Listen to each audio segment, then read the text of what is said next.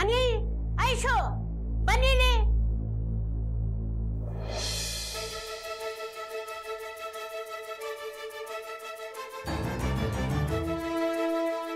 ನೀವೆಲ್ಲ ಏನ್ ಮಾಡ್ತಾ ಇದ್ದೀರಿ?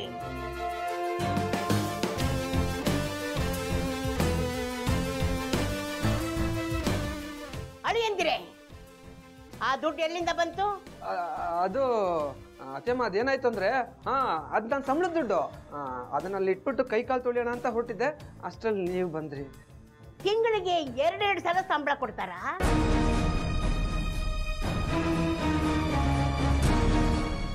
ನಿಜ ಹೇಳಿ ಅಳಿಯಂದ್ರೆ. ಇಲ್ಲ ಅತ್ತೆಮ್ಮ, ನಾನು ನಿಜಾನ ಹೇಳ್ತಾ ಇದ್ದೀನಿ. ಅದು ನಿಜವಾಗ್ಲೂ ಸಂಬಳದ ದುಡ್ಡೇನೆ. ಹೋದ ವಾರ ನಿಮ್ಮ ಸಂಬಳದಿಂದ ರಾಘವನ್ಗೆ ಮೆಡಿಸನ್ ತಂದು ಕೊಟ್ಟಿದ್ದೀರಾ, ಮರ್ತು ಬಿಟ್ರಾ? ಮತ್ತೆ ಈಗ ಸಂಬಳ ಬರೋದಕ್ಕೆ ಹೇಗೆ ಸಾಧ್ಯ?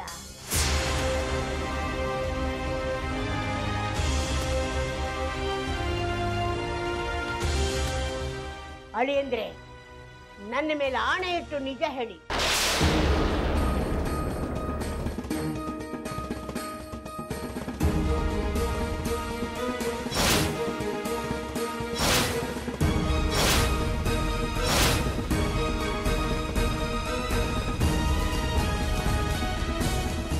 ಹೇಳಿ ಅಳಿಯಂದ್ರೆ.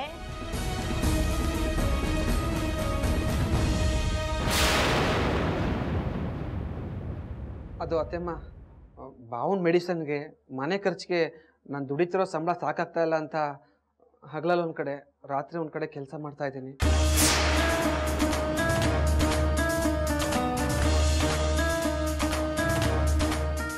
ಅದಕ್ಕೆ ಅತ್ತೆಮ್ಮ ನಾನು ದಿನ ಲೇಟಾಗಿ ಬರ್ತಾ ಇರೋದು. ಅಳಿಯಂದಿರಿ, ಈ ವಿಷಯ ನನಗೆ ಯಾಕೆ ಹೇಳಲಿಲ್ಲ? ಅತ್ತೆಮ್ಮ, ನನ್ನನ್ನು ಮಗನಿಗಿಂತ ಹೆಚ್ಚಾಗಿ ನೋಡ್ತಾ ಇದ್ದೀರಾ. ನಾನು ಕಷ್ಟಪಡ್ತಿರೋ ವಿಷಯ ನಿಮ್ಗೆ ಗೊತ್ತಾದರೆ ನಿಮ್ಮ ಮನ್ಸಿಗೆ ನೋವು ಮಾಡ್ಕೋತೀರಾ ಅಂತ ನಾನು ನಿಮಗೆ ಈ ವಿಷಯ ಹೇಳಲಿಲ್ಲ.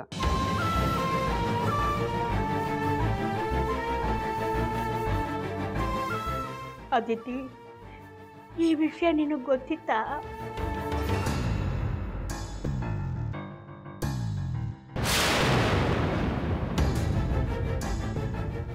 ನಂಗಷ್ಟೇ ಅಲ್ಲ ಅಜ್ಜಿ, ಕವಿತಾ ಅತ್ತೆಗೂ ವಿಷಯ ಗೊತ್ತಿತ್ತು.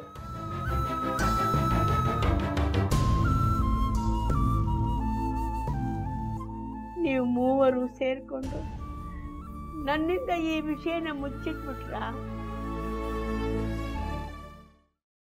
ಅದನ್ನೇ ಮನಸ್ಸಿನಲ್ಲಿ ಇಟ್ಕೊಂಡು ಯೋಚನೆ ಮಾಡ್ತಾ ಇದ್ದೀಯಾ? ಮೊದಲು ಅದರಿಂದ ಹೊರಗಡೆ ಬಾ. ನಾನೇನು ಯೋಚನೆ ಮಾಡ್ತಿಲ್ಲ ಅಜ್ಜಿ. ನಿನ್ನ ಚಿಕ್ಕ ಮಗುವಿಂದ ನೋಡ್ತಾ ಇದ್ದೀನಿ. ಯಾವುದಾದ್ರೂ ಯೋಚನೆಯಿಂದ ಹೊರಗಡೆ ಬಂದೆ ಅಂತ ನೀನು ಮಾತು ಹೇಳಿದ್ರು ನಿನ್ನ ಮನಸ್ಸೆಲ್ಲ ಅದರಲ್ಲೇ ಇರುತ್ತೆ. ಅದಿತಿ,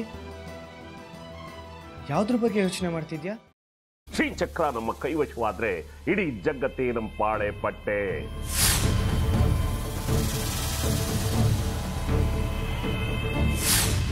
ನಾವಿದೀವಲ್ಲ, ನೀವು ಯಾಕೆ ಚಿಂತೆ? ನಮ್ಮ ಆಸೆಗಳೆಲ್ಲ ಪೂರೈಸುತ್ತೆ. ಅದಕ್ಕೆ ನಾನು ಹೇಳಿದ್ದು ನಮ್ಮ ಜೊತೆ ಕೈ ಜೋಡಿಸು ಅಂತ.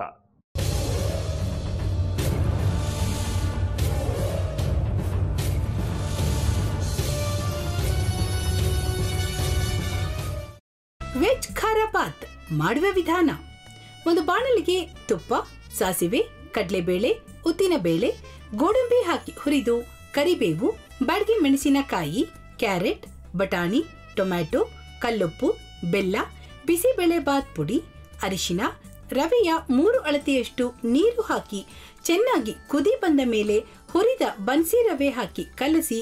ಈಗ ವೆಜ್ ಖಾರ ಬಾತ್ ಸವಿಯಲು.